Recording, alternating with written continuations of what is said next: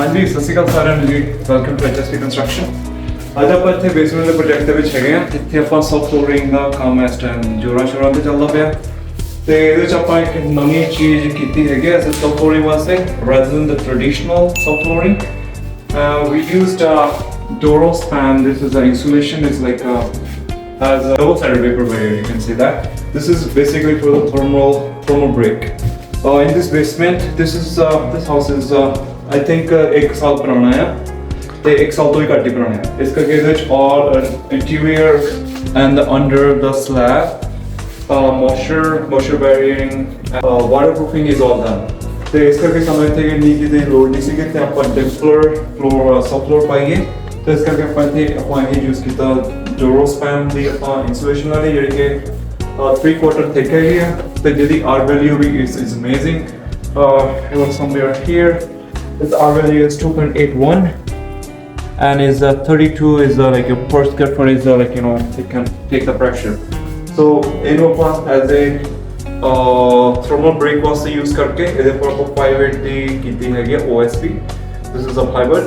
ते आपको बाहर जाके तुम दिखाने हैं ते इधर ने बचा के ਇਹਨੂੰ ਜਿੱਥੇ ਵੀ ਇਹ ਆਪਣੇ ਬਰਚੋਇਨ ਆਪਾਂ ਜੋੜਦੇ ਹੈਗੇ ਆਪਾਂ ਉਹਨੂੰ ਇਨਸੂਲੇਟ ਕਰ ਦਿੱਤਾ ਵਿਦ ਟਕ ਟੇਪ ਤੇ you can use either red one ਔਰ ਬਲੂ ਵਨ ਤੇ ਇਹਨੂੰ ਕਰਕੇ ਉਸ ਤੋਂ ਬਾਅਦ ਆਪਾਂ ਲਈ ਹੈਗੀ ਆ ਆਪਾਂ ਪਲਾਈਵੁੱਡ ਦਾ ਫਲੋਰ ਪਾਇਆ ਦਿੱਤੇ ਤੇ ਜਿਹੜੀ ਕਿ 5/8 ਮੋਟੀ ਉਹਦੀ ਥਿਕਨੈਸ ਹੈਗੀ 5/8 ਤੇ ਇਹਨੂੰ ਆਪਾਂ ਕਰ ਦੇਣਾ ਸਕਰੂ ਥੱਲੇ ਤੇ ਆਪਾਂ ਸਕਰੂਇੰਗ ਦੀ ਟੈਕਨੀਕ ਆਪਾਂ ਦਿਖਾਵਾਂਗੇ ਜਿੱਦਾਂ ਆਪਾਂ ਇੱਕ ਸ਼ੀਟ ਕਰ ਲਈ ਇਹਦੇ ਉੱਪਰ ਮੈਂ ਯੂਜ਼ ਕੀਤੇ ਅਰਾਊਂਡ 6 to 7 ਸਕਰੂ ਜਿਹੜੇ ਕਿ ਆਪਣੇ ਟੈਪ ਖੋਲਦੇ ਹੈਗੇ ਕੰਕਰੀਟ ਸਕਰੂਜ਼ ਤੇ ਉਹਦੇ ਨਾਲ ਕੀ ਹੁੰਦਾ ਹੈਗਾ ਤੇ ਆਪਣੀ ਟੋਟਲ ਥਿਕਨੈਸ ਹੁਣ ਬਣ ਗਈ ਹੈਗੀ ਆ 3/4 ਉਹਦੀ ਆ 5/8 ਤੇ ਆਪਣੀ OSB ਹੈਗੀ ਆ all around 1 inch 1/4 ਸੋ ਇੰਨੀ ਥਿਕ ਹੋ ਗਿਆ ਫਲੋਰ ਆਪਣਾ ਜਿਹੜੀ ਆਪਣੀ ਬੇਸਮੈਂਟ ਦੀ ਸਲੈਬ ਹੈਗੀ ਆ ਤੇ ਠੰਡ ਦਾ ਤਾਂ ਹੁਣ ਨਾਮੋ ਨਿਸ਼ਾਨ ਨਹੀਂ ਰਹਿਣਾ ਪੈਰ ਬਿਲਕੁਲ ਵੀ ਠੰਡਾ ਨਹੀਂ ਹੋਊਗਾ ਗਰਮ ਹੋਊਗਾ ਤੇ ਆਦਾ ਓਬਵੀਅਸਲੀ ਆਪਾਂ ਯੂਜ਼ ਕਰ ਲਿਆ ਯਾਨੀ ਕਿ ਥਰਮਲ ਬ੍ਰੇਕ ਕਰ ਹੀ ਦੇਣਾ ਉਹਨੂੰ ਮਤਲਬ ਕਿ ਆਪਣੀ ਹੀਟ ਆਪਣੀ ਠੰਡਾ ਤਾਂ ਉਹਨੂੰ ਠੰਡਾ ਰੱਖੂਗਾ ਜੇ ਗਰਮ ਆ ਤਾਂ ਫਲੋਰ ਨੂੰ ਗਰਮ ਰੱਖੂਗਾ ਤੇ ਹੁਣ ਇਹਦੇ ਤੇ ਆਪਾਂ 9 mm ਦੀ ਪਾਣੀ ਹੈਗੀ ਆ 1 mm ਫਲੋਰਿੰਗ ਤੇ ਉਹਦੇ ਕਰਕੇ almost like 1.5 inches above the ground above the basement slab so it's amazing so I think this is the best subflooring system or technique you can say so far. I'm using it. This is amazing.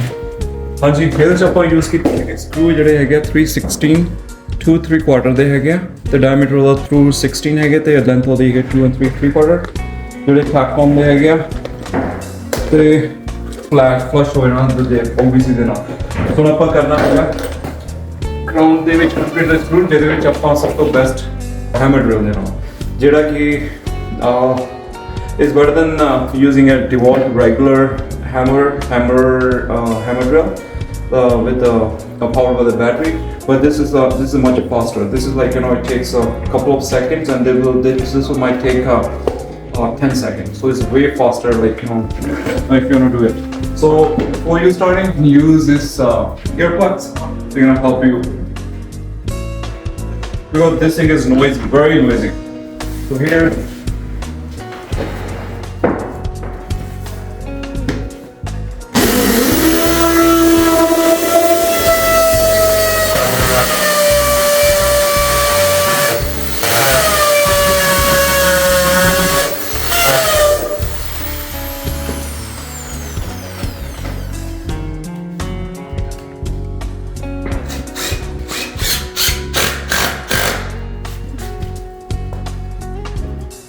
just flush the screw with the OSB.